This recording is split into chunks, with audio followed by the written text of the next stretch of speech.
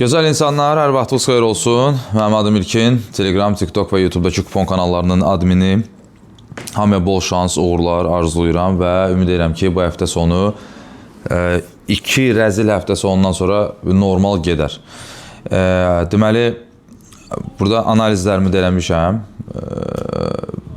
Burada futboldan da danışacağıq, əmsallardan da danışacağıq və qısaca olaraq sizin üçün seçdiyim şənbə-bazar oyunlarını təqdim edəcəm.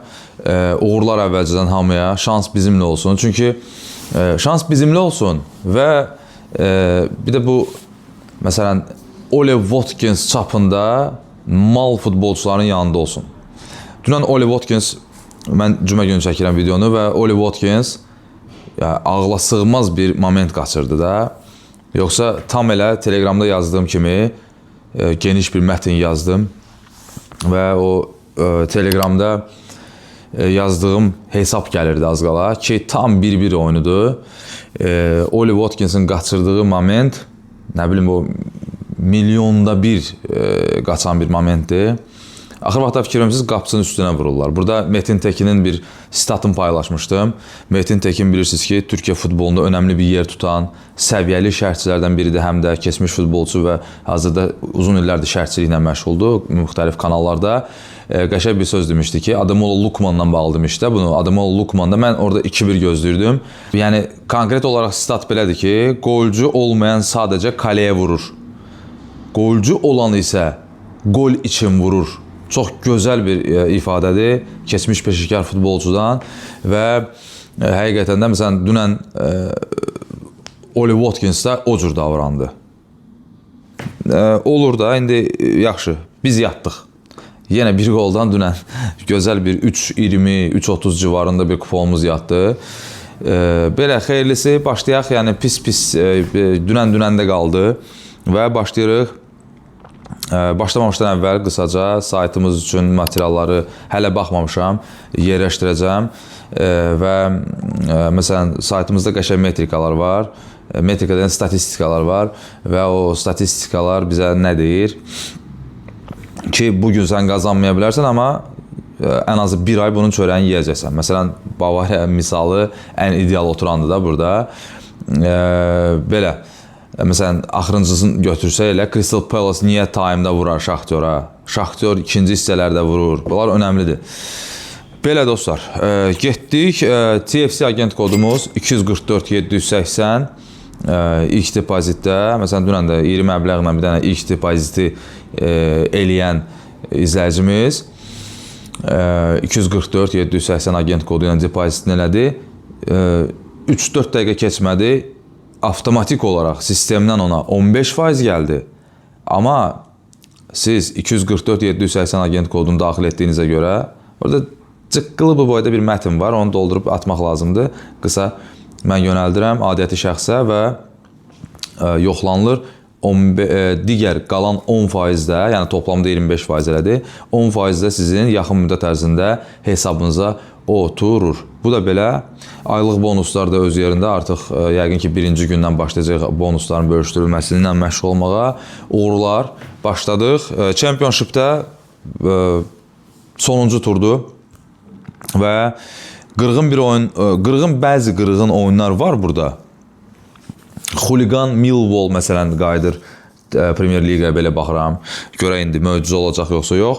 Wrexham Middlesbrough oyununu seçdim sizin üçün dostlar. Niyə? Çünki bu iki komanda oynayır zaten. Amma hər ikisinə son turda qələbə lazımdır. Middlesbrough möcüzə nəticəsində birbaşa gedə bilər. Əgər Millwall büdürəsə, o turnir cədvəlinə göz gəzdirməkdə fayda var dostlar. Bir ona baxarsınız. Və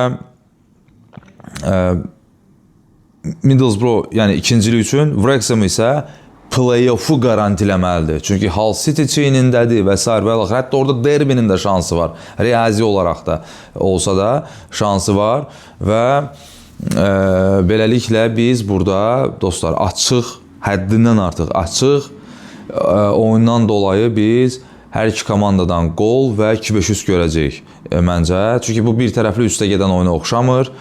Ümid edirəm ki, biz bu 1.83 əmsalı açılış seansında ilk oyunumuz YouTube'da bizə qazandırar. Belə. Gedirəm Frankfurt, Hamburg oyununa dostlar.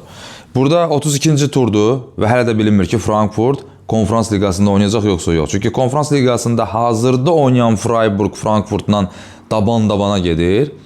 Mən belə baxıram, yəni Frankfurt kimi komandaya Konferans Liqasında üzr istəyirəm ifadəmə görə blatı qalxıb son illərdə. Niyə də yox? Və Frankfurt Konferans Liqasını da hədəfləyə bilər, hətta garantiləməlidir, belə götürsək. Tam Albert Rieralıq bir turnirdir əslində və yatırım işini də nəzərə alsaq Frankfurtun, Çempionlar Liqası onlar üçün biraz artıqdır. Frankfurtu nə qədər sevirəm bilirsiniz, publikasını lap çox sevirəm. Məşhur Oxalıya buradan salamlar. Əgər bizi izləyirsə, biz onun fanatıyıq. Və Hamburg isə liqada qalmağı garantiləməlidir dostlar. Orada da amansız mübarizə gedir. Sankt Pauli var işin içində. Sonra kim idi? Wolfsburg var işin içində. Düzdürmü? Bir-iki tık yuxarıda qalxsaq hələ onlar da var. Ki onlar da garantiləməlidir. Və Hamburg udmur dostlar neçə oyundur. Mən burada dostlar 2-5 üst gözləyirəm. Frankfurtun son zamanlar performansından dolayı, düşüşündən dolayı reaksiya oyunu ola bilər Deutsche Bank Arenada və o atmosferi də işin içinə qoyuram. Hətta Frankfurt qolda buraxa bilər. Bir dəfə bu sözü dedim, o bir şey var, deyirlər ki, sonunda deyəcəyin sözü heç vaxt əvvəldə demə məsələsi var. Bu birincisi növbədə mənim özümə də aiddir. İkincisi də ki, Young Boys St. Gallen'in oyununda deməli hesab 0-0 idi. Nə bilim 75-ə qədər falan hardasa belə də 60 civarında falan 0-0 idi.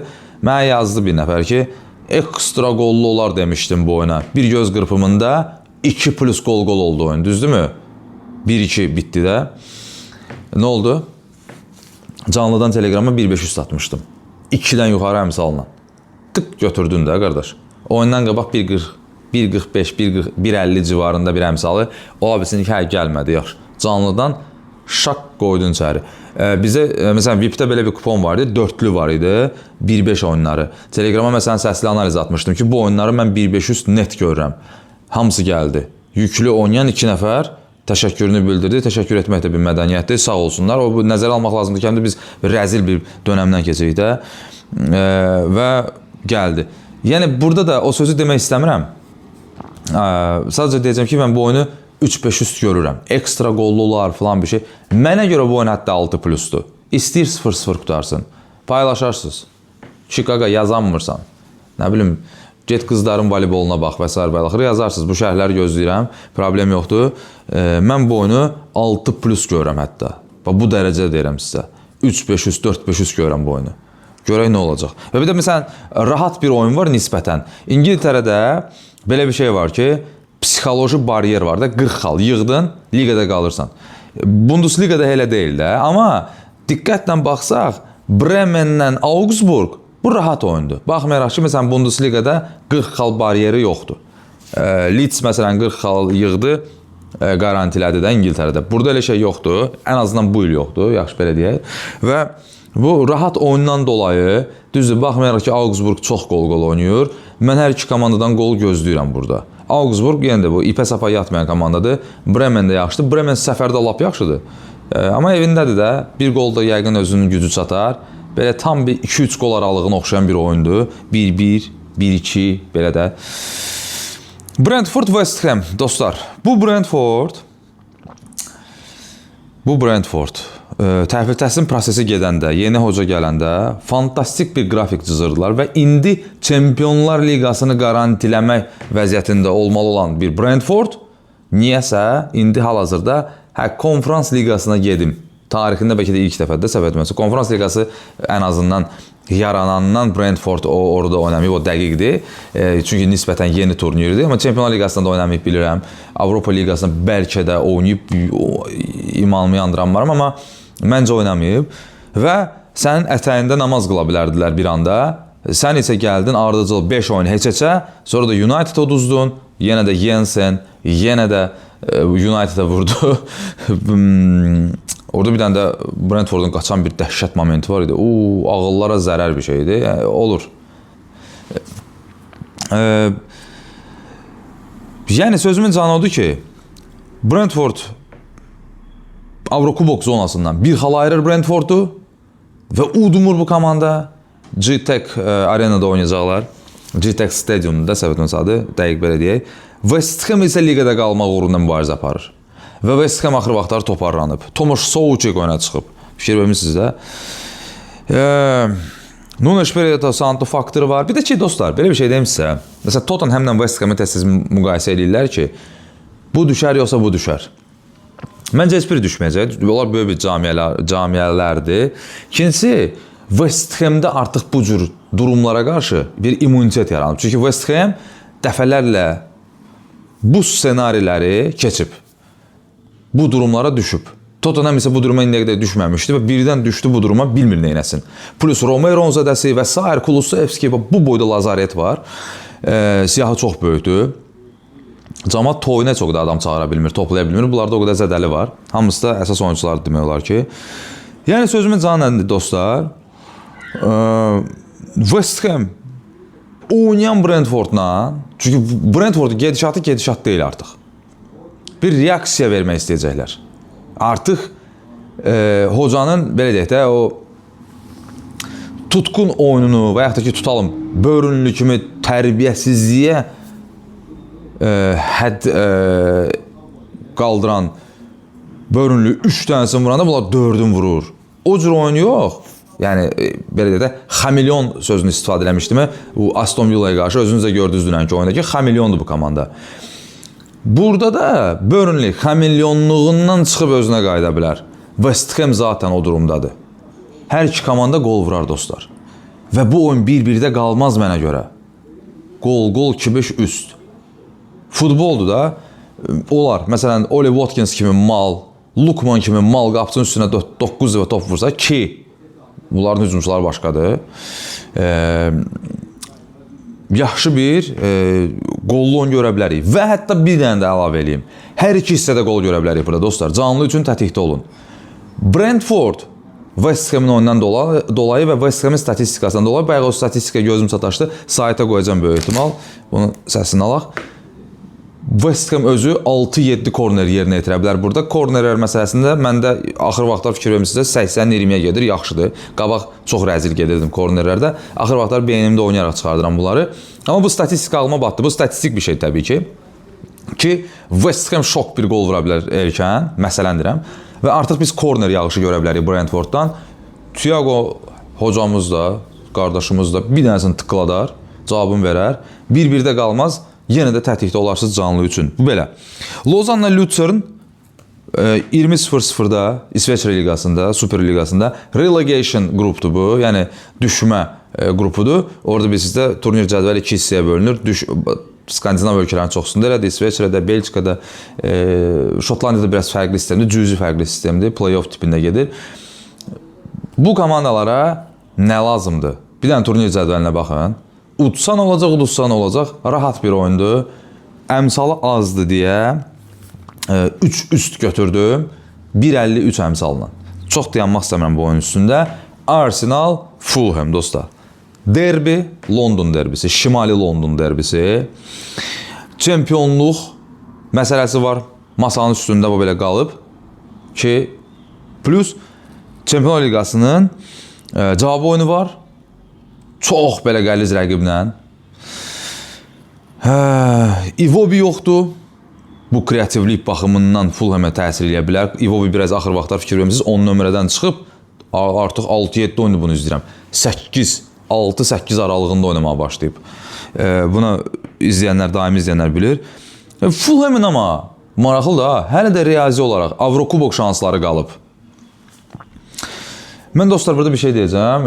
Ola bilər ki, yanılıram, ola bilər ki, Arsenal'a güvənməkdə yanlışlıq eləyirəm, amma mən bilirsiniz ki, 100 oyundan 99'unda tərəfə getmərəm. Bugün də getməyəcəm. Arsenal 2 top vurar. Tərəfin əmsalı, Arsenal'ın qələbəsi 1.44'dür. 2 qolu 1.51'dir. Mən 1.51'i götürəcəm. İstəyir 1-0 qutarsın. Hətta belə bir şey ağlımdan keçir ki, Arsenal time-da vurar, Fulham'ın oyunundan dolayı məcburən ikincini də vuracaq. İşin içinə bunu qoyub 2 top gözləyəcəm Arsenaldan. 1.50, bir əmsaldır. Bəli, qeyd eləmişəm burada. Bizim hocamız, Schröder hocamız 23:00-da Nek Nijmegen'i Telstar'dan oyuna çıxardır. 3 üst 1.51 əmsaldır. Burada dostlar yenə də əmsal azdır. Çempionlar Liqası ilə bağlı Nek Nijmegen'in qəşəng planları var. Hal-hazırda gedişat onu göstərir ki, möcüzə olmasa minimum kvalifikasiyanı təsnifat mərhələsini garantiləyiblər. Minimum. Amma Feyenoordu keçmə şansları var. Çünki Feyenoord ipə-sapa yatmayan komanda. Belə deyək, ipə-sapa yatmayan yox. Feyenoord güvən verilməyəsi komandadır bu mövsüm. Ajax PSV oyunu var. Görmüsünüz bunu yəqin ki. Ajax'ı dayandıra bilər PSV. Çünki burada artıq bu əzəli rəqabətdir də. Bu derbi deyil, əzəli rəqabətdir. İkincisi, Alkmaarla da Twente oynayır. Yəni, birbaşa rəqiblər bu tur oynayırlar əslində. Schröder'da 3 oyunda udmur. Biri düzdür, Kubokun finalıdır. Schröder'la bağlı bu boyda yazı yazmışdım. Telegramda 6+ oldu oyun. Kubokun finalı. Niyə oyun 3-5 üst olar? Götürmüşdük. Düzdürmü? Telstar da düşmə xəttindədir. Amma Telstarın Nek Nijmegen'lə bağlı çox qəşəng xatirələri var. Telstar özü də oynamalıdır. Schröder hocamız turbo rejimdə oynayar deyirəm burada. Baxın, mən sizə bir şey deyəcəm. Telstarla oyunda, Nek Nijmegen Telstarla oyunda elə belə izləyərsiniz oyunu paralel. Çünki paralel orada nə var bizdə? Nitsa Lans oyunu var, Lans Nitsa oyunu var, ona da toxunacaq. Okey, ola bilər ona bəlkə də baxdınız. Bəlkə də nə bilim Barcelona oyunu paraleldir, bilmirəm. Elə belə istilik xəritəsinə falan açıb baxarsınız, oyunu tapıb baxa bilərsiniz. Hollandiyada biz izləyənlər varsa baxa bilərlər Avropadan.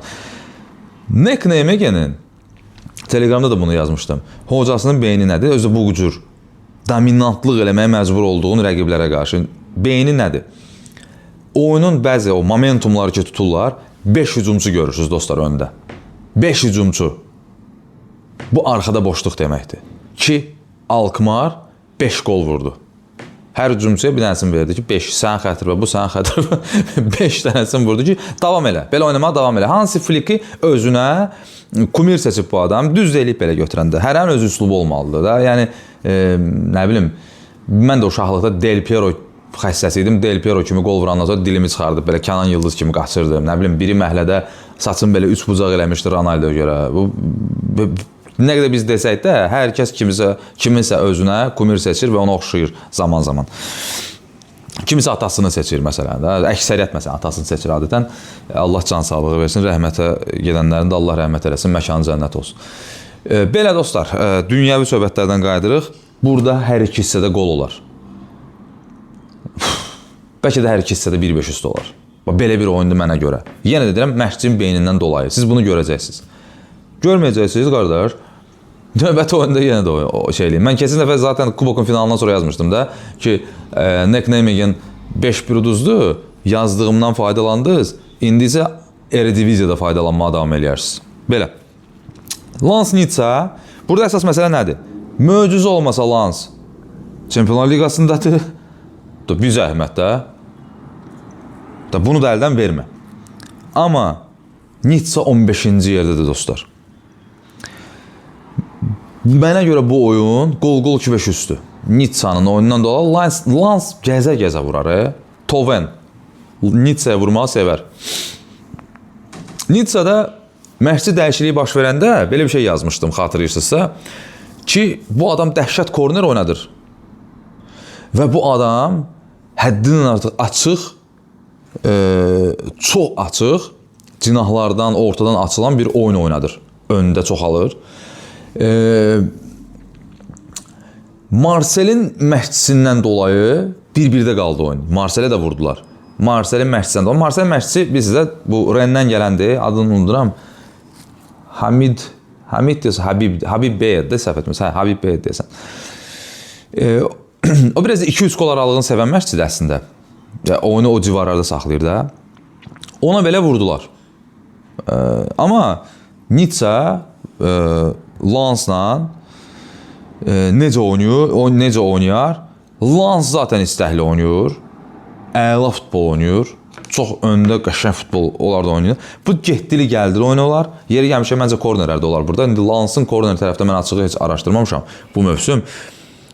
Amma biz burada ən azı 1-1 var oyunun davam eləyəcəklər. Ki bilirsiniz ki mən 2-5 üstü daha çox üstün tuturam. Sadəcə deyirəm, fikirləşirəm ki, birdən 1-1 falan olar, xal qopardarlar və s. və axır. Belə. Keçirik bazar günə dostlar. Uzatmadan 2 oyun var, onun üstündən keçəcəm. Volendam Herenven 2-500. İkisi də oynayacaq. Bir turnir cədvəlinə də baxarsınız. Zwolle Herakles oyununda. Burada 2 proqnoz vermək istəyirəm. Nəyə görə? Çünki birincisi odur ki, qardaş, futboldur da. Futboldur. Başımız oynasarlar. Amma yəni 3 üst, 1.60 əmsaldır. Amma Zwolle, hərçənd Zwolle heç o qədər xal da lazım deyil, bir baxar sözünüz. Zwolle burada Heraklesi udmasa və 2 top vurmasa, o klubu bağlayın. Herakles elə bir komandadır. Ona görə də oradadır. Və düşür Erste ligaya, diviziyaya daha doğrusu. Auxerre 1.95 əmsaldır, hər iki komanda qol vurar. İkisi də oynayacaq dostlar. İkisi də təhlükəli komandadır. 2-3 qol aralığı da demək istəyirəm bu oyuna. Amma demirəm. Çünki çıldırarlar. Bizi görərlər 6+ falan oynayarlar. Siz Allah məndən uzaq olsun. 1.95 əmsaldır. Bu təklidir. Juventus Verona. Verona düşdü dostlar. Bilirsiniz. Juventus Çempionlar Liqasının. Yenə də deyirəm. Bu sözü bugün çox istifadə elədim. Garantiləməlidir. Çünki indi elə bir dönəmdən keçirik ki, turnir cədvəllərində buna baxmalıyıq təbii ki. Baxmayaraq ki, 2-3 tur qalıb hələ də. Çempionlar Liqasını garantiləməlidir Juventus. Juventusun qələbə 1.5 üstü 1.36'dır. Foro ilə qələbəsi 1.57'dir. Mən Foro ilə qələbə götürəcəm. Hesab təxminim 2-0'dır. Çünki Verona'nın əyninə oturur bu hesablar. 2-0, 3-0, 3-1 belə bir şey gözləyirəm. Qələbə 2.5 üstü oynamaq olar. Verona'da biraz bilirsiniz də bu qırmızı kart falan da partlayır oyunlarında. Əgər Juventus'da yenə deyirəm, Verona'nı udmasa və 2 top vurmasa ən azı, məsələn də yüklü oynayan uşaqlar üçün deyirəm bunu. Eyni şey məsələn Zwolle Herakles oyunda da olsa, ikisini də bir yerdə bağlayın, ikisini də eyni zibilliyə atın. Başqa nə deyəcəksən burada? Freiburg-Wolfsburg. Wolfsburg'un üstünə getməyə davam edəcəm. Gol 2.500, çünki Freiburg yorğundur. İndi kimsə deyəcək ki, Freiburg'un konferans liqasında çətin bir oyunu var. Braqa'ya uduzdu. 90+5'də 2-1 elədi Braqa. O oyunda da penalti qaçırmışdı. Çətin oyunu var. Qardaş evindədir də. Brazqauda hazırlaşacaq oyuna 3 günü var oyundan sonra. 1, 2, 3 hazırlaşdı. 4-cü gündə yüngülvari məşq və çıxdın oyunu var. Adama nə qədər istirahət verərlər. Mən həftədə 4 dəfə oynayıram, dalbadal demək olar ki. Espanyol Real Madrid. Mən düz gördümsə dostlar, bir də özünüz də buna baxarsınız. Real Madrid fanatları da yəqin ki dəstəkləyərlər bunu. Bu baxımdan mənim fikrimi daha doğrusu. 1. Espanyol oyununda Puadonu görmədisə heyətdə ki, Puado yoxdur neçə oyundur, bu oyunda olmayacaq. Puadonu gərək vaxtında özü gedərdi gərək, istəyirdilər, getməli idi də. Puado dəhşət oyuncudur, keçən mövsümdən onu tərifləyirəm, yadınızdadır, daimi izləyicilərimiz bilir. Puado yoxdur, Espanyolun halı hal deyil, durumu o durum deyil. Burada əsas məsələ bilirsiniz nədir dostlar? La Liga'dakı bu El Clasico yaxınlaşır. Klasikoya Barcelona faktiki çempion kimi çıxmasın, o rəzillikdən qurtulaq. Eyni şey, məsələn, Barcelona'nın da başına gələ bilər. Barcelona çıxar, udar ki, Barnaboya hələ bizə minnət çat qoymasınlar ki, niyə bizim üçün koridor düzəltmədiniz və s. Futbolçular belə şeylər, belə əzəli rəqiblər belə şey fikir verirlər, dostlar, bu önəmlidir. Düzdür, məsələn, United Liverpool üçün, Liverpool United üçün bunu eləyiblər. Yəni, hər şey qoyublar bir kənara, layiqsiz, haqqımızdır, eyvallah, eləyiblər. City eləyib, məsələn, Liverpool üçün. Amma bunlar eləməzlər. Zaten eləməzlər, amma bir o üzərində o baskı olmasın da. Və oyun oxudum ki, Mbappe yoxdur. Düzdür, Militao, Güler və s. Rodrigo, bunlar yoxdur, o heç. Oxudum ki, Mbappe yoxdur. Olmaya bilər, daha doğrusu. İndi düzdür, məsələn, flash score göstərir, heç bir şey göstərmir. Deyir ki, oynaya bilər. Amma o gün mən oxudum, ayağın hələ ki həkim nəzarətindədir, görək nə olacaq. Mbappe yoxdursa Real Banco qələbə. Belə də mənim üçün qələbədir. Bu rəzil Espanyolu ud. Espanyol kimsə deyə bilər ki, abi, Espanyol da qələbə lazımdır və s. Mən razıyam, qələbə hamıya lazımdır. Kimə lazım deyil ki? Amma Bu Manolo hocamız korner taktikası ilə nə bilim bir şeylər fikirləşdi, amma olmur abi. Olmur, olmayanda olmur. O Sərgən Yalçın demişkən. 60 milyon pul xərcləyib transfer bazarında deyir olmayanda olmur. Geri zəkalı, kara gümrüyü udamır. Espanyolun durumu fıstıq kimidir. 39 xalı var. Real Madrid qələbə. 1.60 neçə əmsal idi. Mən baxanda yaxşı da əmsal açıblar, daha doğrusu üzr istəyirəm. Real Madrid Espanyolu utsun, bir zəhmət. Hesab təxminimdə 0-2. Öpürəm sizi dostlar, bağıma basıram. Allah əmanət olun, nə yaxşı ki varsınız. Ümid edirəm ki 100%'lik biraz real deyil. Ən azından bir 95%'lik nəticə verərik. Gözəl mesajlarınızı alarıq. Allah əmanətlə.